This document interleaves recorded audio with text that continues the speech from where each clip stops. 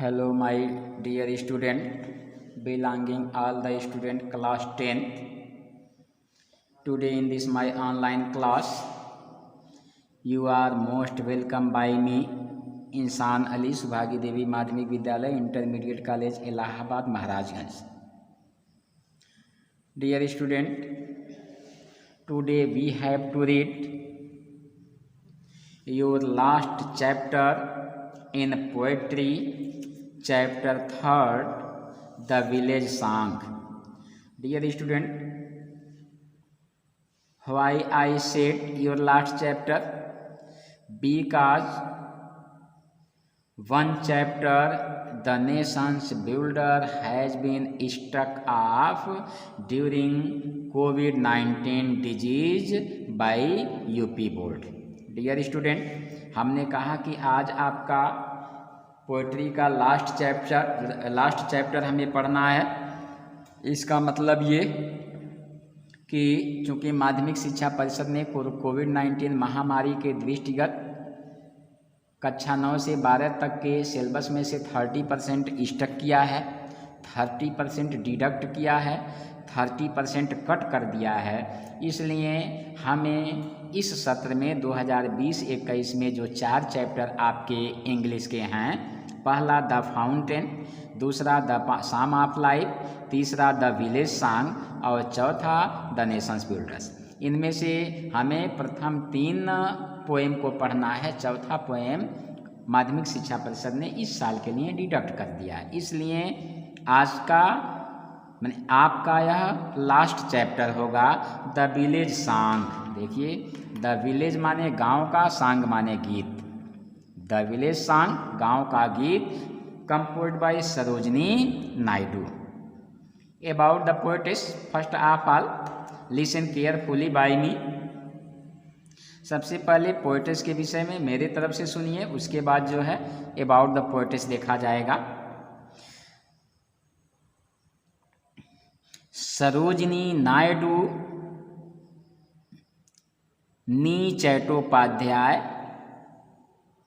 13 February 1879 to 2 March 1949 was an Indian political activist and poet. देखिए, सरोजनी नायडू नी चट्टोपाध्याय जिनका जन्म 13 फरवरी 1879 में हुआ था और उनका स्वर्गवास 2 मार्च 1949 को हुआ था, वह एक भारतीय राजनीतिक एक्टिविस्ट और कवयित्री रही हैं. A proponent of civil right, women's emancipation and anti imperialistic ideas, she was an important figure in India's struggle for independence from colonial rule. वह कॉलोनियल नियम के विरुद्ध स्वतंत्रता की लड़ाई में संघर्ष करने वाली एक बहुत ही महत्वपूर्ण कवयित्री, बहुत ही महत्वपूर्ण राजनीतिक रही हैं. Naidu's work as a poet earned her the sobriquet Nightingale of India.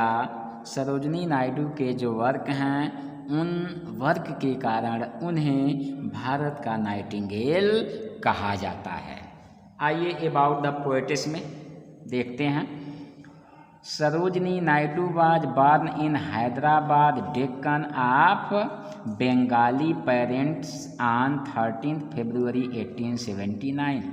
Sarojini Naidu का जन्म हैदराबाद के डेक्कन में एक बंगाली माता पिता के यहाँ 13 फरवरी 1879 को हुआ था. Sarojini's father doctor Aghorenath Chattopadhyay was a professor in Nizam's college. Sarojini Naidu के पिता जो थे डॉक्टर अघोरेनाथ चट्टोपाध्याय, वह निजामी कॉलेज के एक प्रोफेसर थे, व्याख्याता थे. And her mother was वारदा Sundari, A devote and cultured lady. और उनकी माता जो कि देखिए, एंड हर मदर वाज वरादा सुंदरी, और उनकी माता का नाम वारदा सुंदरी था, जो एक डिवोट निष्ठामयी एंड कल्चर लेडी और एक सुसंस्कृति महिला थी। लाइक मोस्ट ऑफ बेंगालीज, अधिकांश बंगाली की तरह Sarojini was also very proud of her cultural heritage. Sarojini Naidu को भी अपने सांस्कृतिक विरासत पर बहुत गर्व था। उन्हें भी जो सांस्कृतिक विरासत के रूप में चीज़ें मिली थी उन पर सरोजनी नायडू को भी अपने आप पर गर्व था। Sarojini Naidu's poetic career truly began with the publication of her first anthology the Golden Threshold in 1905। Sarojini Naidu का जो काव्यात्मक जीवन शैली था वह वास्तविक रूप से उनके first anthology the Golden threshold जब 1905 में पब्लिश हुआ, तभी से उनके पोइट्रिक कैरियर की शुरुआत हुई, उनके काव्यात्मक जीवन शैली की शुरुआत हुई। She was called the Nightingale of India. उन्हें भारतवर्ष का नाइटिंगेल, यानी जिसे भारत कोकिला कहते हैं, नाइटिंगेल बुलबुल है। अब नाइटिंगेल क्यों कहा गया? ऐसा नहीं है कि केवल जिनकी बोली मीठी हो उन्हीं को नाइटिंगेल कहा जाए, यह बात नहीं है।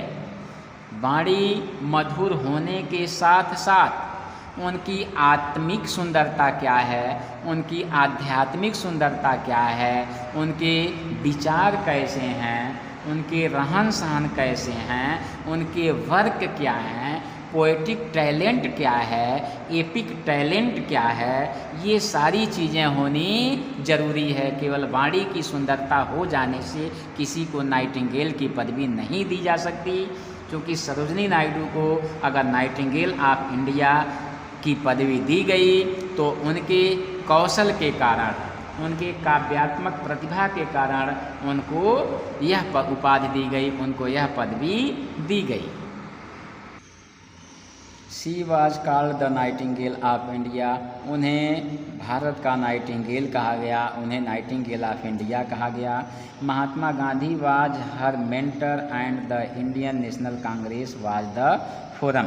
महात्मा गांधी वाज थे हर, उनके मेंटर माने सुझावक, एंड और द इंडियन नेशनल कांग्रेस, भारतीय राष्ट्रीय कांग्रेस, वाज था द फोरम माने उनका forum.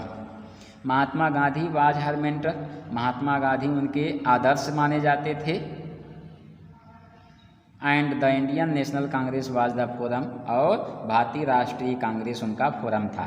She became the president of the Indian National Congress even before Pandit Jawaharlal Nehru.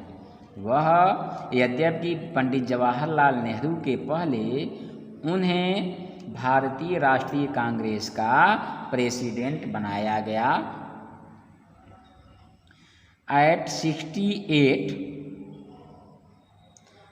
68 वर्ष की अवस्था में she became the governor of Uttar Pradesh. वह उत्तर प्रदेश की राज्यपाल बनी। The most populous state of India, जो उत्तर प्रदेश भारत का बहुत ही प्रसिद्ध स्टेट है, बहुत ही प्रसिद्ध राज्य है। She was first woman governor of the independent of India. वह स्वतंत्र भारत की पहली महिला गवर्नर थीं। शी डाइड ऑन 2 मार्च 1949। वह या उनका देहावसान 2 मार्च 1949 को हुआ था। तो डियर स्टूडेंट, यह रहा आपका अबाउट द पोएटेस, कवयित्री के बारे में। अब आइए हम इसके सेंट्रल आइडिया पर प्रकाश डालते हैं। सेंट्रल आइडिया देखते हैं कि इसमें कवयित्री क्या कही हैं, सेंट्रल आइडिया क्या है इसका। आइए हम इसके तरफ रुख करते हैं, इसकी तरफ थोड़ा अपना ध्यान आकर्षित करते हैं। पहले एक सेंट्रल आइडिया आप मेरी तरफ से सुनिए। Central idea of the poem: the mother's darling child feels no charm in the materialistic world. The mother tries to stop her daughter to depart unknown place. She want to see her daughter to prepare as a charming bride, but she refuses all this attention. She is ready to travel towards enchanting lands. The fairy folk are waiting for her to join them. ये मेरी तरफ से छोटा सा central idea रहा। आइए जो आपके बुक में सेंट्रल आइडिया दिया है उसकी तरफ थोड़ा हम अवलोकन करते हैं, उसकी तरफ बढ़ते हैं। Central idea of the poem: the village song is a beautiful example of Sarojini Naidu's folk lyric। Sarojini Naidu के द्वारा यह जो छोटी सी गीत है द विलेज सॉन्ग एक बहुत ही अच्छा उदाहरण है, बहुत ही सुंदर उदाहरण है। It question answer form makes it dramatic. इसके प्रश्न उत्तर इस कविता को थोड़ा ड्रामेटिक बना देते हैं, थोड़ा नाटकीय बना देते हैं। The dialogue between a mother her child a laughter unfolds the theme. दोनों के बीच यानी एक माता तथा पुत्री के बीच जो डायलॉग है, जो एक संवाद है, वह प्रकरण को और प्रेरणादायी और सुंदर बना देती है। The scene is pastoral. दृश्य क्या है? बिल्कुल मर्मस्पर्शी है। The happy world of nature seems more enchanting to the child than the world of sordid realities, pain and frustration. उस छोटी सी बच्ची के लिए यह संसार, देखिए, the happy world of nature, प्राकृतिक रूप से जो प्राकृतिक संसार है वह उस छोटी सी बच्ची के लिए ज़्यादा आकर्षक लग रहा है ऐसे भौतिकवादी संसार जिसमें वास्तविकता नाम की कोई चीज़ नहीं है, जिसमें चारों तरफ दर्द ही दर्द हैं और चारों तरफ फ्लैटर ही फ्लैटर है।